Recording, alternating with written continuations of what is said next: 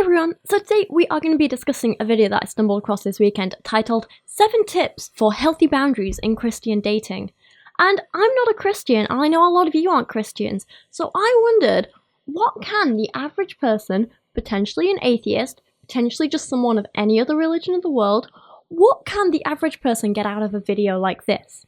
As it turns out, I don't really think it's much, but we can use it as a basis, a stepping stone, if you will, to build our own tips and our own rules to talk about healthy boundaries in all dating, not just Christian dating. So maybe there is a little bit of use here after all. So as it turns out, the main message of this video isn't really useful for the average person. The main messages I got from this video were just, everyone wants to have sex. No one doesn't want to have sex, but you shouldn't have sex, so make sure you don't have sex by avoiding having sex. It's all about the physical stuff, and I think there's a lot more to healthy boundaries in the average relationship than just if you have sex or not, you know? So, I don't know, a lot of it was just about avoiding certain situations and, like, avoiding situations where you might do what you want, and it was all about just, like, living by other people's rules and other people's standards rather than anything specific to, like, you and your partner as individuals. So, I don't know, just for me personally, it didn't sound very healthy, but that's just my view. I can see why maybe it would be helpful to some couples. But I don't just want to talk about some couples. I want to try and come up with some tips for healthy boundaries in relationships that can help a really large number of couples, all different kinds of couples, right? Because every relationship is different, is unique. Like, there's no one right or wrong thing to do, you know? So today I thought we would watch this video together on Christian dating, and together we could discuss it and come up with what I like to call 7 tips for discussing and setting boundaries, not just sexual boundaries, in dating and relationships and life in general. I know the title isn't as catchy, but I'm working on it, okay? Maybe it will be helpful, maybe not. Hopefully we can just have a giggle together, alright? So the first thing I just want to make clear is this big distinction where in the original video, the Christian video, the idea of boundaries pretty much only refers to boundaries in a physical sense, in a sexual sense. It's all about whether you have sex or not, how far you're willing to go physically, and so on. In kind of the majority of relationships, I find that when we talk about boundaries, it's so much more than just physical. There's a lot more to it. There are emotional boundaries, there are potentially like boundaries on how much you want a person in your life and so on. So there's a lot more to it than just what you touch when. There's a lot more to it than that, you know? Yes, sex might be a part of it, but I don't know, it might also be when you're willing to meet each other's parents. If you're a single mother or a single father, basically a single parent, it could be when you're willing to introduce your partner to your child or children. That could be a boundary. It could be boundaries about if and when you want to move in together. It could be boundaries in terms of space and having hobbies and other friends. Basically, there's a lot more to boundaries than just if and when you have sex. And I think that's what this Christian video kind of overlooks a bit. And they're a little too specific for my tastes. And I don't really think it applies to couples in general en masse, if you know what I mean. Because I don't know about you guys, but unlike these Christians, sex isn't the only thing on my mind in a relationship. So in summary, that Christian vlogger here, and that's his name, I'm not just being rude, he is mostly talking about boundaries in the sexual and physical sense. I am going to be talking about boundaries in the more broad sense, and in terms of the importance of communicating openly and honestly in regards to all parts of a relationship. That's the kind of boundaries I'm going to focus on. They're the kind of boundaries he's going to focus on. So that's where there's going to be a big difference between our two videos. But without further ado, let's jump into watching that Christian vlogger and his 7 tips for healthy boundaries in Christian dating. Obviously, as followers of Jesus, as believers, we understand that there is a biblical standard when it comes to what is appropriate, what's not appropriate for, pre-marriage relationships and things like that.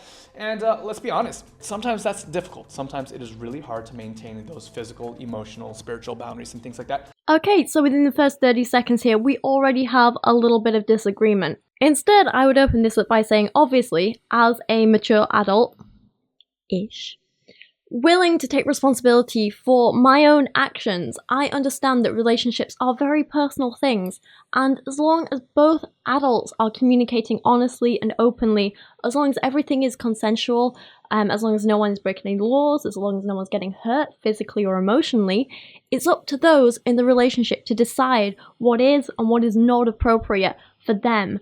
And it's up to the people in the relationship to decide where and if and when they want to set certain boundaries. That's what I think. Tip number 1 is prayer. Prayer is really important to do as a couple, to enter into prayer life and to really ask for the Spirit's leading as you're going into the relationship and setting those boundaries in the first place. Yeah, absolutely. Not only just praying at the very beginning of the relationship, or like praying when you go home at night for the other person. That's great. But even in a more practical sense, just praying at the very beginning of a date, asking God to bless the time that you spend together. Well, yeah, you can do this if you both enjoy prayer and get something out of it. But I probably wouldn't expect any miracles to actually happen as a result. Just, set your expectations low, I'd say. Instead, if you're one of those people who understands that prayer doesn't have a direct effect on anything really, except maybe making you feel a little bit better in your head, you could just spend that time where you are being told to pray together. You could take that time and spend it putting effort into the date, just having fun with each other, getting to know each other, instead of hoping that something else makes that happen for you. Instead of passing on that responsibility or just hoping it happens, maybe you could put the time into focusing directly on the other person. If prayer isn't for you.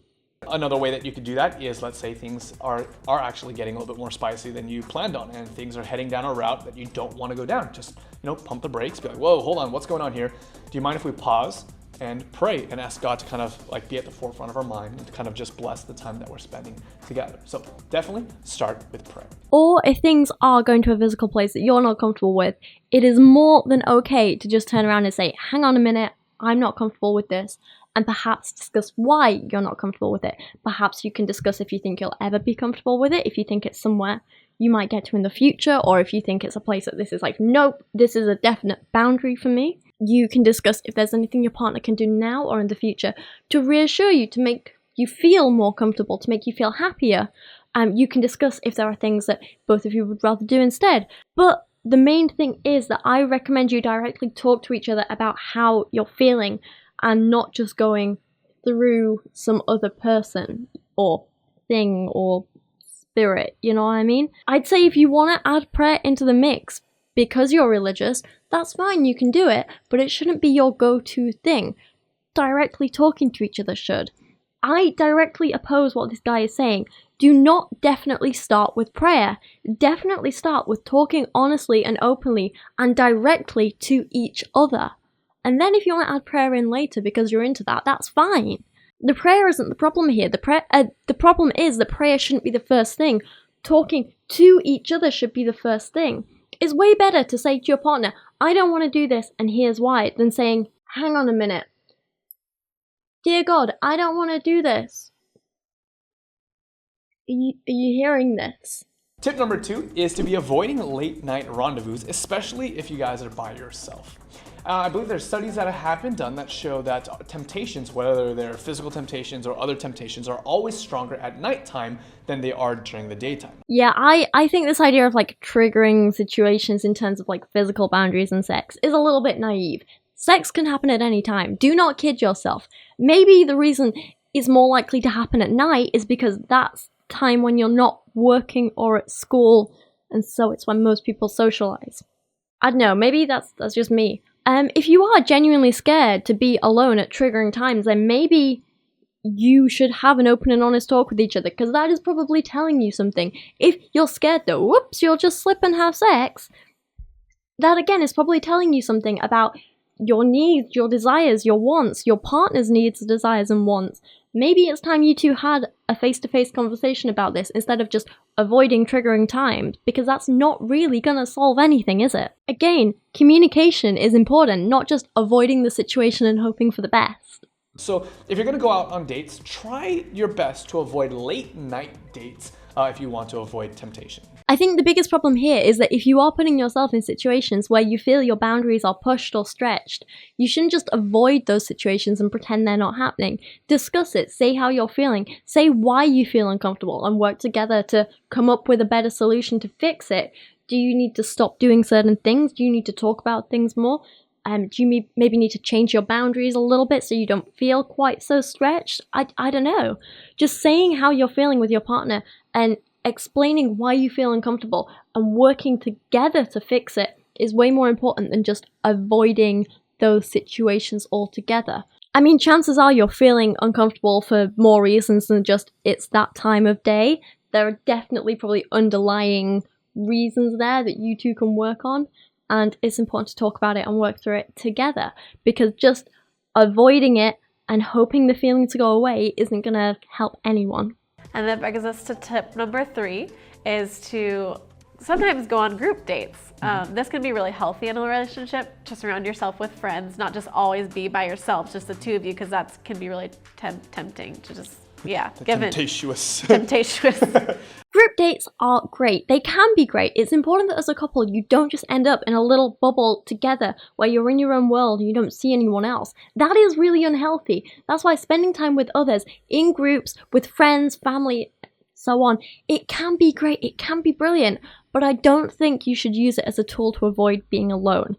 That screams unhealthy to me. Group dates are fun. Group dates to avoid being alone, not really normal in a healthy relationship. Maybe instead figure out why you don't want to spend time alone with them. If it's because you're worried something physical will happen, then again, maybe that's worth talking about. If you're trying to avoid being alone for other reasons, again, that's worth talking about, and that tells you something about your relationship. I'd also argue that if you're in a relationship where you can't spend time alone without worrying that you'll accidentally have sex, then maybe your relationship is potentially more about lust than love, or it's something you need to work on with your partner, or it just says you're either putting too much emphasis on sex and the physical stuff and not thinking about all the other cool, important stuff in a relationship, or, I don't know, maybe you've just built up sex as something that's more important than it is in your head. Like, I think a lot of these Christian relationships do. They put sex on this big pedestal where it's like this ultimate goal, this thing you can't do until you're married. It's this wonderful, perfect thing. And in reality, it's just another way that couples show affection for each other. That's not to say that it's not important. That's not to say you should just, go around having sex with whoever you want. I'm just saying maybe you don't need to build it up in your head quite so much, and you two can talk about it a little bit more, because it shouldn't be the one and only focus in your relationship. It shouldn't be something you're scared of, and it shouldn't be something you're constantly building up in your mind, I know, that's just the way I see it. Like I say, it's a very personal thing for everyone, so what I'm saying right now might not be right for every couple. Basically, talk about it between yourselves. Figure out how you both view the physical and emotional stuff in relationships. Figure out what you both want and work towards it together. That's probably what I'm trying to say. Number 4 is seeking accountability. I bet this is a tip that I can finally get behind, actually, because I do believe that you should always be fully accountable for your own actions, both in a relationship and in life in general. Take responsibility and take control for yourself. Be accountable to yourself, and don't be afraid to be like, yeah, I'm in control here. A relationship is about the two of you, and while getting outside advice on occasions can be helpful, it shouldn't be your go-to thing to do. And it definitely shouldn't be the first thing to do if you have an issue with your partner. If you have an issue, if you have a problem with your partner, turn to your partner first and discuss it and work through it together. If every time you have an issue, there is nothing worse than you can do than just run off and complain to someone else and tell someone else about it, whether it's a friend or family member or something like that, that can't be healthy. If you and your partner have a problem and your first thing is to run off and tell someone and then come back and be like, oh, well, so-and-so says that what we should do is, that's not going to help anyone, I'll be honest. People outside your relationship won't know the ins and outs of your daily life together, and so any advice they give will be limited. Sometimes they can give a fresh view that will be really, really helpful, but other times they're not really going to know what's going on, and they're not going to know the background that you two have and so on. So take outside advice carefully, take it with a pinch of salt, use it sparingly, and every time you have a problem, don't just go running off to someone else. try and figure it out between the two of you first, you know? Sorry, I'm getting ahead of myself. Let's just wait and see what this guy has to say. Maybe I'm just repeating him here. We talked about this several other times in this month in videos, is surrounding yourself with pastors, mentors, friends who you can really be accountable with and get advice from, who've been in marriages, relationships before you. Yeah, in a very practical way that I would encourage you guys to apply this is to actually find maybe 1 or 2 friends that you can really trust and don't mind being like brutally honest with, and have them say, hey, can you call me every single week, or can you text me every single week, and just ask me point blank, how's the relationship going? Have you gotten close to any boundaries that you said you didn't want to cross, or have you crossed any of those boundaries? And what I find is that when you have someone who gives you that kind of raw accountability, it actually gives you a lot more strength in the moment of temptation, because you realize, hey, I know that person's going to call me in a couple days, and I don't want to share kind of like a negative story. I want to give a story of, hey, you know what? We were tempted, but we held strong, and I thank you so much for your prayers. So accountability is really important. Oh. Never mind. This is like the opposite of what I was saying. Like, I'm not sure you should make big decisions in a relationship based on what other people are going to think of you. That does not seem like the healthiest decision to me. Passing accountability off to other people, saying you're not going to do this because other people will think this, it doesn't seem normal or healthy to me. Especially when it comes to the physical side of your relationship, which is an insanely personal, private thing that you don't want to be discussing with, like, every friend who comes along. That is something that is so important for you and your partner to be completely open and honest with each other about what you want, what you don't want. You know, you need to have complete trust and respect for each other in that respect, and involving a third person, you know, if it's not in that way and you're both into it, but involving a third person to just go to and complain to, or you know, ask, what do I do when she won't let me touch her here? I don't think that's healthy. I mean, I don't know, take the whole Christian thing out of this for a second, and take the whole, like, sexual guilt thing out of this for a second, right? Imagine you don't feel guilty about having sex, but you have a girlfriend who says, okay, I have this boundary where, I know, like, I don't want anal sex, right? Imagine you have a girlfriend and that is her boundary. And so you're like, whoops, better not be alone in case my penis just slips in her butt. I'll tell a friend so I don't have to feel fully responsible for this. And then you're like, sup bro, can you like text me every week so I don't accidentally put it in her butt, please? And then every week you get a text from your friend saying, sup, put it in her butt yet? Nah, good man.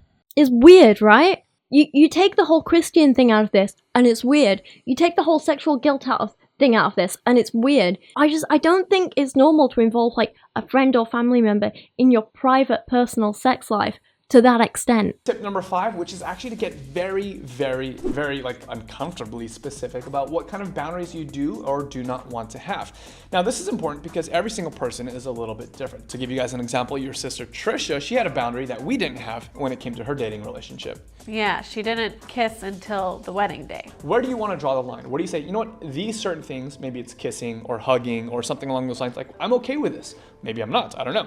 But then you want to get specific down to some of the very, like, nitty gritty details. So that way there's no room, like, there's no gray areas when it comes to your boundaries. This one I have really weird mixed feelings about, right? Because I do partly agree with it. Do be very honest with each other. Do be very specific with each other. Communicate your feelings and your reasons very carefully and your thoughts and whatever. But the bit about getting uncomfortably specific just kind of rubs me the wrong way, because I get it, like, if you're... Let's imagine you're not talking about sexual boundaries. What if you're talking about, like, I don't know, like emotional boundaries or something? If you're telling your partner an emotional story, for example, you might say, hey, I don't want to do this physical thing for a while because I had this traumatic event happen and now I'm not comfortable with it. Yeah, that might be an uncomfortably specific thing to communicate to your partner. That would be very difficult for you. I understand why you'd be uncomfortable communicating that. But in the context of this guy's video, he's literally talking about, like, regular physical boundaries, just saying, hey, I don't want to kiss yet. Hey, I don't want to have sex yet. Hey, I don't want you to touch me here yet. That kind of thing. And I don't think in a healthy relationship, a couple should be uncomfortable about talking about things like that. Like, if you're uncomfortable even just talking about sex with your partner, maybe you shouldn't even be thinking about it yet. If you find it uncomfortable or difficult or embarrassing to have conversations about things like birth control or STD checks or so on, or even just where your boundaries are or what you want to do or what you don't want to do, if you find that uncomfortable or embarrassing, are you really mature enough or emotionally ready enough to have a physical relationship? Or, in the case of this Christian guy, are you really emotionally mature enough to be thinking about marriage? Or maybe it's not an issue with you. Maybe you're just with the wrong partner. These are all things to think about. If you find it uncomfortable to bring up things like physical boundaries or birth control or STD checks with your partner, then maybe that's something you need to think about and say, why am I uncomfortable with this? Why is this so hard to talk about? And just evaluate where you are in your relationship, because that's not something you should find difficult. Tip number 6 is maintaining spiritual independence in the relationship.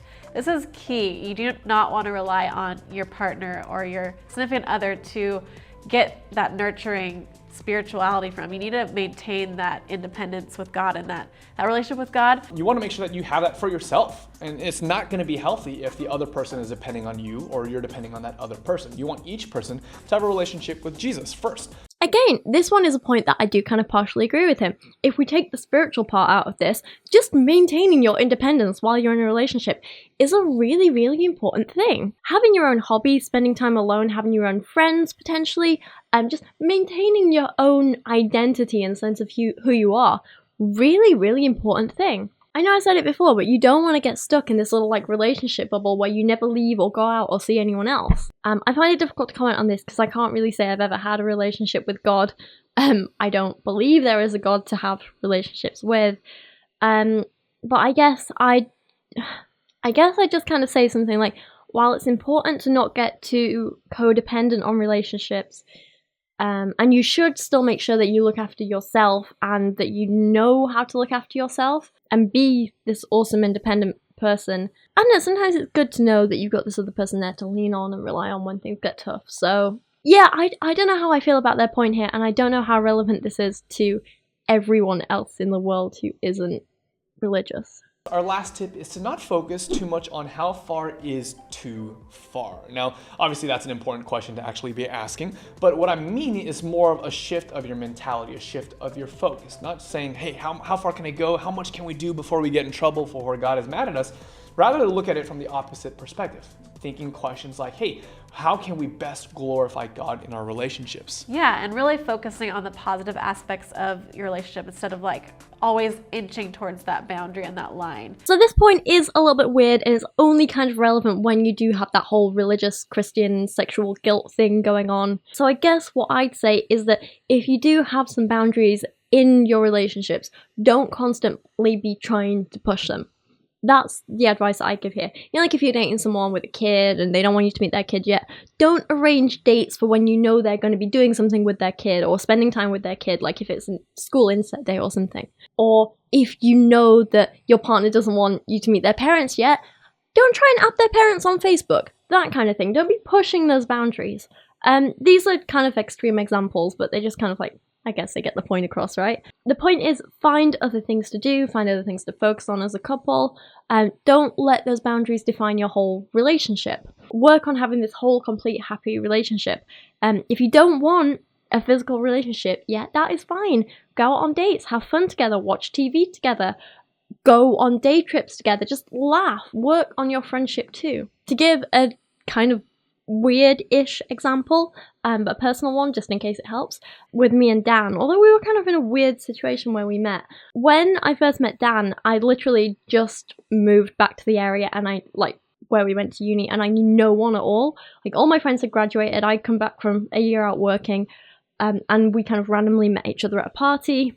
He was in a really bad place because he'd just been screwed over by his bitch of an ex literally the week before, and he was in this big mood of I can't trust any girl now, I'm not gonna be able to date for so long, I hate women, I hate relationships. He was in a very a very strong mindset like that, and when we both met, we were both dating is off the table for us, so I guess you could say that was a boundary that both of us put in place. I was I've moved to the area, I don't know anyone, I just want to make friends. And he was I hate women, I don't want relationships. So we both had that boundary in place. But, you know, we both just had fun together. We kept bumping into each other around campus and just having the best time together. And we just became friends really, really quickly and just loved spending time with each other. And we very quickly became best friends. But then after a couple of months, he was suddenly like, when he was very drunk one night, he was like, I think I'm falling in love with you. And so that was the time we had to do some serious talking, because that was when a boundary was being pushed, it was being changed, it was altered. So my point is that we set boundaries in the beginning. We didn't push them at the time. We focused on all these other amazing things, like just being best friends and having fun together and just getting to know each other. And then when those boundaries started to change, we had this open, honest conversation with each other about it. And then, you know, we set new boundaries and worked with them and so on and so on. So my point is, we've always had this very full, healthy, happy relationship where I guess we've always just spoken very like openly and honest with each other. And we've always had a very kind of like full relationship with like lots and lots of different parts to our friendship and relationship and family, and you know what I mean. I'm rambling here. But my point is, communication is essential, and that's what me and Dan always did in the beginning, and that's why it eventually like worked out really well for us. And yeah, it was probably like a kind of weird, rocky start for the first few months, but now we just have like a very, very happy, healthy relationship, and it's nice. And there's no worries, there's no drama, there's like, I don't even know the last time we argued. It was probably like a year and a half ago. Or something ridiculous like that. We're both very content and happy, and it's nice, and I think that's how it should be. So yeah, there's that. Anyway, I'm gonna end this here. This was kind of like a weird video today. Hopefully I made some points that maybe helped someone, I don't know. Basically, the takeaway of my whole video is just communicate with your partner and stop trying to like avoid situations and go through other people and talk to other people. Just talk to your partner and everything will be fine. I know there are some cases where the things I've said won't be relevant to everyone. Like I say, relationships are never just this one-size-fits-all response. You know, that's good for everyone. Anyway, for now, let me know what you thought of that Christian Vloggers video. Let me know what you thought of my little bits of advice. If you have any other relationship advice for people in general, let me know that down in the comments. Thank you so much for watching today. I really, really do appreciate you guys, and I'll see you again soon. Thanks so much for watching today. If you enjoyed this, you can check out more from me at the Here and How podcast, a weekly science podcast I host with Rationality Rules and Holy Kool-Aid.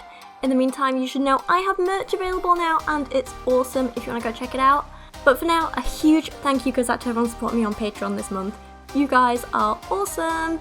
Seriously, a huge thank you especially goes to Gambit and his Chauffeur, Deshauwn, Mark Dauner, Eric Reed, Christian Berg, Rachel B. Royer, Jadeon Sheppard, Jaylee Moore, Religion is BS, Sir Michael Moore, Matthew Meinema, Tate D, Gibbs, Greg Ladd, and Pixelated Skeptic. Plus, check out everyone else who is mentioned here on this end screen and down in the description below. I love you guys so much.